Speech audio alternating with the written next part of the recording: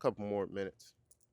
So, what narratives are you guys telling yourselves? Or better yet, let me backtrack. When we're born, we're a blank slate. Although there's genetics and survival instincts that are there when we're born, but for the most part, we're a blank slate. Ideas, theories, stories, folklore, beliefs, those are all given to us by society, by our family, by our friends, and also by ourselves. The things that we may believe were taught to us, also by churches and schools and education systems and the government. All of these forces or factions, if you will, tell us stories, tell us things to believe that are possible, tell us things that, you know, may or may not be true, depending on what they're saying. And as you kind of age and get older, it's your responsibility to fact check a lot of these things. Uh, a lot of stories that were either told to us when we were younger were told to us to keep us safe. Growing up, we may have heard stories of the boogeyman, and we may have heard stories of like the Grinch and these characters, Santa Claus, old Saint Nick. Be good, or you're gonna get coal in your stocking, and no presents. These stories were told to us for one, to keep us safe. A lot of times it was to keep us safe. Uh, and then also, you're growing up, you're a child, you have a very big imagination. And as we age, as we go through adolescence and teenage years and even young adulthood, some of these stories are still being told. Some of these beliefs are still with us. We're not questioning these beliefs. We just take them as is. And once we get to a certain age where now the stories that were told to us are also being backed by the stories that we're telling ourselves. So, perfect example. If I tell myself I'm no good at math, math is not something that I enjoy. I'm no good at math. I'm not doing anything close to math. And maybe in fifth grade, not maybe, actually in fifth grade, I would get D's and F's in maths, and I would cry whenever math tests were given. If I was to continue with the belief that I'm no good at math, then that's going to shape how I see the world, how I go about the world, not only from just fifth grade, but senior year when I'm taking ACT and SAT. I don't know if you guys still take it, but hey, different things. When I'm in college and I'm looking for majors and courses to go by. When I'm doing my taxes or getting someone to do my taxes. When let's say I'm doing expenses and bills and stuff like that, if I'm constantly telling myself I'm no good at math, then I'm going to do things that take me away from it. If that's how I choose to look at that narrative.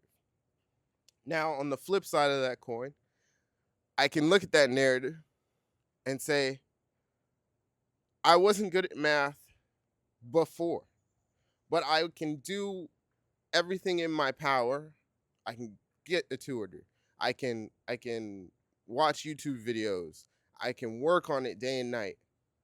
Um, I can sit with the textbooks. I can do all of these things to become better at math. I can use my support networks and speak with people about math.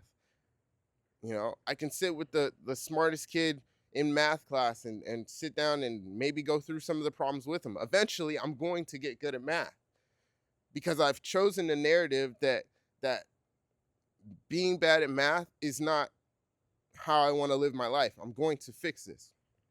So now fast forward, uh perfect example, swimming.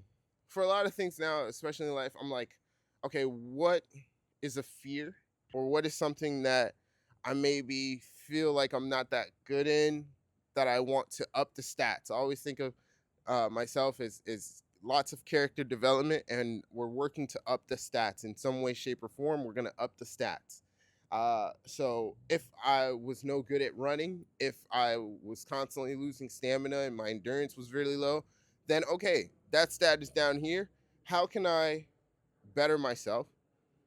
How can I increase that stat? Okay, so running in the morning, couple minutes, boom, boom, boom. Drinking lots of water. Okay, boom, boom, boom.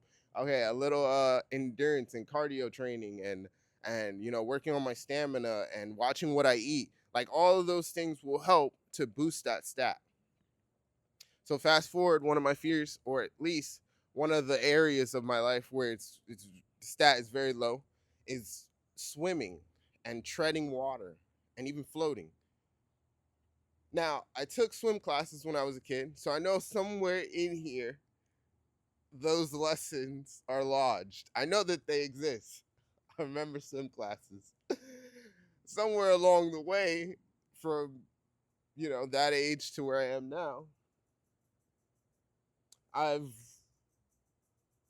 my skills have dropped. So, what can I do? I can either sit with the belief and run with that reality of I just don't know how to tread water and I don't know how to float. I can keep that narrative. There's nothing wrong with it. I can keep that narrative and just stay away from pools, oceans, lakes, very large bodies of water, anything where my feet don't touch the bottom. I can stay away from it. And that's okay. Some people choose that. If I was to choose that, then okay, I'm just, you know, myself in the water again. But I'm choosing the narrative of saying, hey, I have a fear of treading or floating. I have very low stats in this area, and I'm choosing to work toward being better. So, what am I going to do? Great. I have choices. I can get swim lessons. I can ask my support network, ask people around me who maybe are really good, strong swimmers to assist me in this. I can go on YouTube, which YouTube University is absolutely amazing for anything and everything under the sun about learning.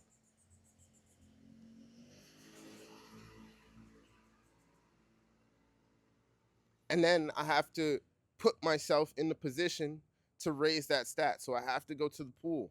I have to practice. I have to practice the skills. And I may not get it on the first go round. I may not get it on the second go round.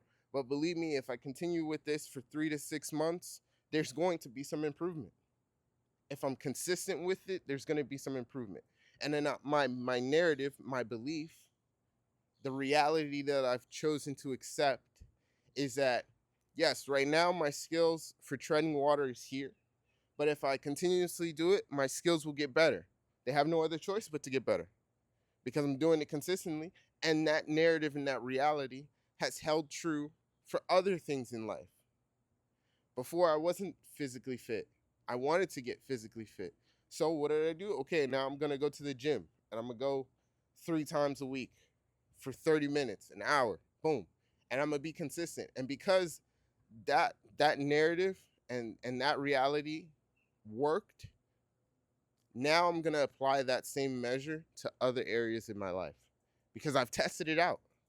I've tested it out. So you as you go throughout this world, there's tons of narratives and stories that our parents have told us, that society has told us, that our teachers have told us, our nannies, our friends, our family, that we've watched on TV, that we've accepted via music, that are constantly with us, that we may not notice until we're in a certain situation and then a voice pops up in our head that says, you can't do it. Stop doing that. You should be afraid. Don't go. You're going to get hurt.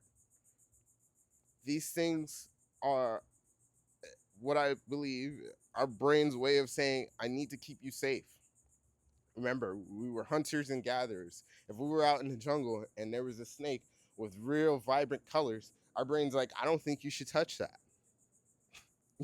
I don't think you should go there. If we start seeing something with very large teeth that's hissing at us, I don't think you should go there.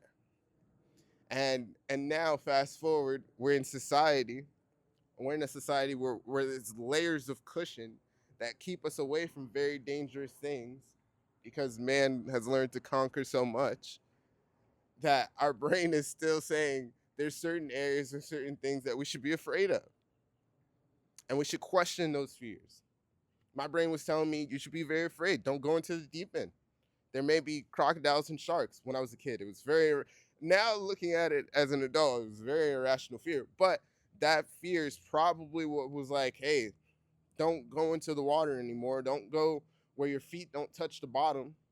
So because I don't want you to go where your feet don't touch the bottom, floating and treading, we're just gonna stop. We're gonna lower that. We're gonna lower that stat because I don't want you doing that because I don't know what's out there.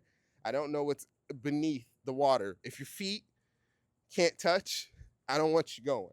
You know, our brains are they work that way. They want us to survive as long as we possibly can, and they also want us in comfort. But that's another video for another time. So again, question those narratives that you may have. Question those narratives that society has given us, and what are you accepting as reality? What are you accepting as truth, and why? Is it helping you or hurting you? If it's hurting you and you want to change it, go for it. Change it. You have the everything that you possibly need within you to change it. If it's not hurting you, it's not hurting anyone else, and you live by it, you enjoy it, by all means, live your life. But again, choose your narratives and your realities. Till next time.